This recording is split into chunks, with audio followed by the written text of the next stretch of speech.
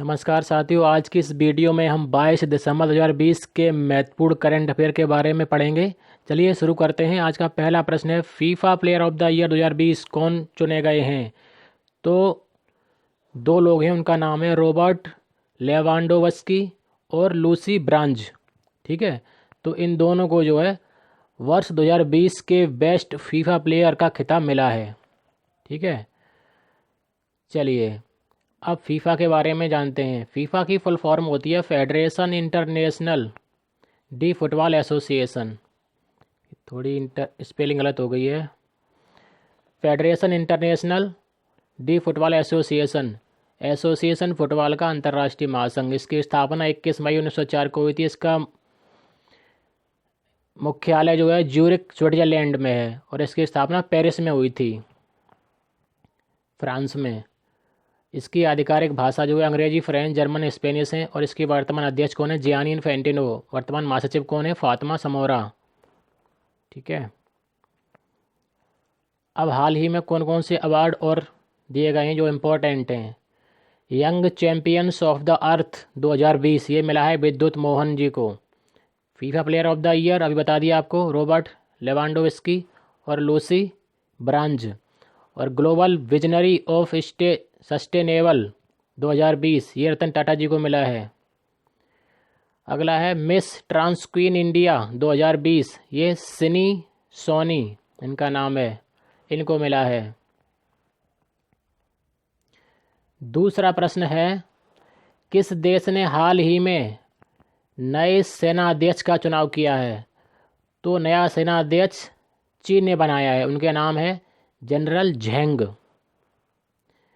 चीन की राजधानी Beijing, president Xi Jinping, currency renminbi.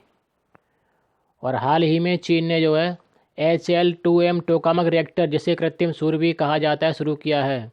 और चीन का एक यान है चांग-ई 5 जो चंद्रमा की सतह से पत्थर और मिट्टी के नमूने लेकर पृथ्वी पर लौटा है। और भारत चीन से तनाव के कारण हाल ही में 10 बड़े लोकतांत्रिक देशों ने चीन के खिलाफ एक D10 या D10 नाम से एक संगठन बनाने का प्रस्ताव भी पास किया है। ठीक है, और जनरल झेंग जो है नए सेनाध्यक्ष बनाए गए हैं। और कौन कौन से पदाधिकारी जो आपकी परीक्षा के लिए इंपॉर्टेंट हैं उनका रिवीजन करवा देते हैं। नए सेना प्रमुख भारतीय थल सेना कौन है? तो मनोज मुकुंद नरवाने जी। नए वित्त सचिव कौन है? अजय भूषण पांडे। राष्ट्रपति कौन बने हैं क्रोएशिया के? तो जोरान मिलनोविच। और अमेरिका के 46वें राष्ट्रपति जो बाइडन। पाकिस्तान में भारत के राजदूत सुरेश कुमार बने हैं। घाना के नए राष्ट्रपति नाना एंडो डाकवा अकुफो एडो ये बने हैं। IBM के अध्यक्ष बने ए कृष्णा। और steel authority of India limited के वर्तमान नए CEO बने हैं अनिल कुमार चौधरी। और चीन के नए सेनाध्यक्ष आपको बता दिए, जनरल झेंग। और नेपाल क्रिकेट टीम ने अभी हाल ही में अपने नए कोच चुने हैं, उनका नाम है डेव वाटमोर। अगला प्रश्न है, ब्लूमबर्ग के मुताबिक कौन विश्व के सबसे अमीर बैंकर बन गए? तो उनका नाम है उदय कोटक। ये उदय कोटक जो हैं वो कोटक महिंद्रा बैंक के संस्थापक हैं।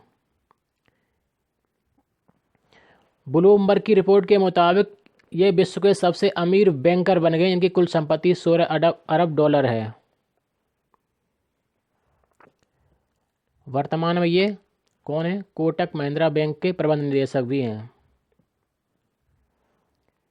अगला प्रश्न है, 11 दिसंबर को समाप्त हुए सप्ताह में देश का विदेशी मुद्रा भंडार 77.7 करोड़ डॉलर से घटकर कितना हो गया? तो अब वर्तमान में जो विदेशी मुद्रा भंडार जो है हमारे भारत का 578.56 अरब डॉलर रह गया है। अगला प्रश्न है, रतन टाटा को फिलिस्तीन समेत क्षेत्र में स्थिरता और शांति का समर्थन करने वाले नवाचारों को बढ़ावा देने के लिए किस सम्मान से सम्मानित किया है? अभी थोड़ी देर पहले आपको बताया था। तो रतन टाटा जी को कौन सा सम्मान मिला है? Global visionary of sustainable and peace. ये क्वेश्चन बहुत इंपॉर्टेंट है, आने वाली परीक्षाओं के लिए एक्सपेक्टेड है ये। चलिए रतन टाटा जी के बारे में जानते हैं। इनका पूरा नाम रतन नवल टाटा है। इनका जन्म 28 दिसंबर 1937 को हुआ था। ये मुंबई में रहते हैं और ये अविवाहित हैं।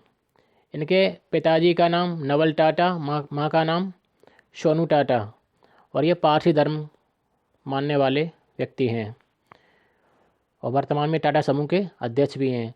इनको जो है global visionary of sustainable and peace, ये भी पुरस्कार हाल ही में मिला है। और इससे पहले इनको पद्म भूषण और पद्म विभूषण, और इसके अलावा CNN IBN Indian of the year in business, ये पुरस्कार मिल चुके हैं। अच्छा, इनका तो हम रिवीजन करवा ही चुके हैं आपको। चलिए आगे चलते हैं। हिमाचल प्रदेश के राज्यपाल ने धर्म की स्वतंत्रता अधिनियम 2019 को मंजूरी दे दी है। इसके तहत अब जबरन धर्मांतरण पर कितने साल सज़ा दी जाएगी? तो 7 साल की सज़ा दी जाएगी। चलिए हिमाचल के बारे में जानते हैं। जो स्टैटिक जीके के प्रश्न है वो आप वीडियो पॉज करके पढ़ लेना, जो करंट है उनको रिवीजन करवा देते हैं हम। हिमाचल को अभी हाल ही में 2020 में पहाड़ी राज्यों की श्रेणी में सर्वश्रेष्ठ पुरस्कार मिला है। यहाँ का टैबो मठ बहुत प्रसिद्ध है, परीक्षाओं में आता रहता है। 2022 तक प्राकृतिक तरीके से खेती करने वाला देश का पहला राज्य बनेगा हिमाचल प्रदेश। और धर्म की स्वतंत्रता अधिनियम 2019 को मंजूरी दी है अभी हाल ही में हिमाचल ने।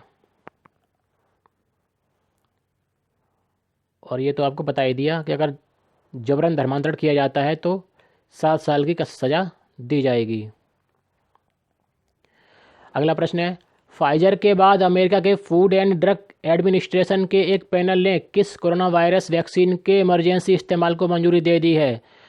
तो आपको पता है कि अभी कुछ दिन पहले फाइजर नामक वैक्सीन को मंजूरी मिली थी, और अब मॉडर्ना, एक नई वैक्सीन है मॉडर्ना, उसको जो है आपातकालीन इस्तेमाल की मंजूरी अमेरिका ने दे दी है। अभी इसके 46वें राष्ट्रपति बने हैं जो बाइडन, ठीक है। राजधानी वाशिंगटन DC है, उपराष्ट्रपति कमला हैरिस बनाई गई हैं। और कोविड-19 वैक्सीन लगवाने वाली पहली व्यक्ति कौन बनी है? सेंड्रा लिंडसे, ठीक है। और अभी कुछ दिन पहले कोविड-19 वैक्सीन जिसका नाम था फाइजर, उसको मंजूरी मिली थी, और अब दोबारा से एक नई वैक्सीन को मंजूरी मिली है, उसका नाम है मॉडर्ना। अभी आपको बताया था मॉडर्ना को मंजूरी मिली है। और अभी हाल ही में इसकी जो ऊर्जा विभाग है उस पर एक बहुत बड़ा साइबर हमला हुआ है, ठीक है।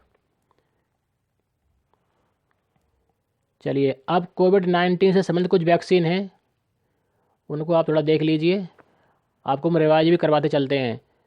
तो कुछ वैक्सीन हमने लिखी हैं। तो ZY-CoV-D, NVX-CoV-2373 और HGCO19 और फाइजर और मॉडर्ना, इन वैक्सीन को आप याद रखिए। हो सकता है कि परीक्षा में विकल्प के रूप में आ जाए इनमें से कौन सी कोरोना की वैक्सीन है जिससे मंजूरी मिली है, ठीक है। अगला प्रश्न है, उत्तर प्रदेश सरकार ने जेवर एयरपोर्ट का नाम बदलकर क्या रखने की मंजूरी दी है? तो अब जेवर एयरपोर्ट का नाम होगा Noida international green field airport, जेवर, ठीक है। चलिए जेवर एयरपोर्ट के बारे में पढ़ते हैं। जेवर एयरपोर्ट का निर्माण उत्तर प्रदेश के गौतम बुद्ध नगर जिले के जेवर में किया जा रहा है। ये देश का सबसे बड़ा इंटरनेशनल एयरपोर्ट बनेगा और इसका क्षेत्रफल कितना होगा? 5000 हेक्टेयर। इसमें 6 रनवे होंगे। इसको 4 चरणों में बनाया जाएगा और खर्चा होगा 29,500 करोड़ रुपए, ठीक है। और ये 2024 तक बनकर तैयार हो जाएगा। अब उत्तर प्रदेश की बात आती है तो उत्तर प्रदेश को भी देख लेते हैं। अभी मथुरा में हाल ही में एक हाथी अस्पताल खोला गया है। और नया क्या हुआ है? MLA फंड को 3 करोड़ रुपए कर दिया गया है और 250 तक की आबादी वाले सभी गांव को सड़कों से जोड़ने का लक्ष्य रखा गया है और प्रत्येक ज़िले में मेडिकल कॉलेज बनाने का लक्ष्य रखा गया है।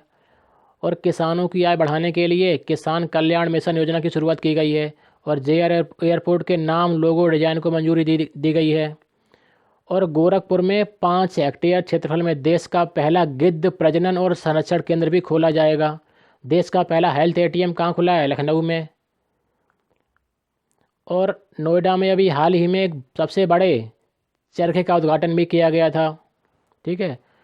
और जेवर एयरपोर्ट का नाम बदला जाएगा। नया नाम क्या होगा? International greenfield airport. आज कौन सा दिवस मनाया, सॉरी, 18 दिसंबर को कौन सा दिवस मनाया गया? तो 18 दिसंबर को जो है अंतर्राष्ट्रीय प्रवासी दिवस मनाया गया। और आज कौन सा दिवस मनाया जा रहा है? तो आज जो है राष्ट्रीय गणित दिवस है। ठीक है। अब दिसंबर महीने के जो भी इम्पोर्टेंट दिवस हैं वो आप यहाँ से वीडियो पॉज करके आप पढ़ सकते हैं। अभी हाल ही में 14 दिसंबर को विश्व बंदर दिवस मनाया गया था। ठीक है। 16 दिसंबर को राष्ट्रीय विजय दिवस, 20 दिसंबर को अंतर्राष्ट्रीय मानव एकता दिवस, 22 दिसंबर को राष्ट्रीय गणित दिवस और 23 दिसंबर यानी कल राष्ट्रीय किसान दिवस मनाया जाएगा। तो स्टूडेंट्स, आज की इस वीडियो में इतना ही। वीडियो कैसी लगी आपको? अपने सुझाव जरूर दीजिए। नमस्कार, जय हिंद, जय भारत।